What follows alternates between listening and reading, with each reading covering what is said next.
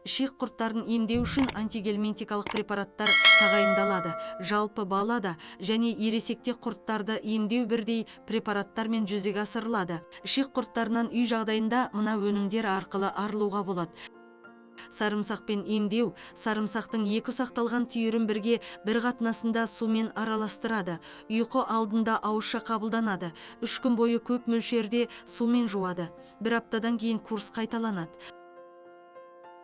Асқабақ тұқымымен емдеу: 100 грамм ұсақталған шикі асқабақ тұқымы 100 миллиграмм зәйтүн майымен араластырылады. 3 күн бойы қоспаны таңертең аш қарынға тамақтанудан 3 сағат бұрын жеңіз. 2 күндік үзілістен кейін курс қайталанады.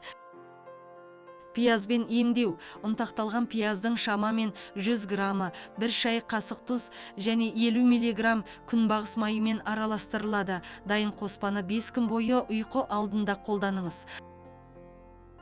Күрішпен емдеу: 50 грамм күріш қайнатылып, 2 ас қасық құрғақ имбирмен және 1 қасық қалампыр ұнтағымен араластырылады. Алынған ботқа таңғы аста жейіледі. 2 сағаттан кейін 1 стақан тұзды су ішіңіз. Курс 6 күнге созылады.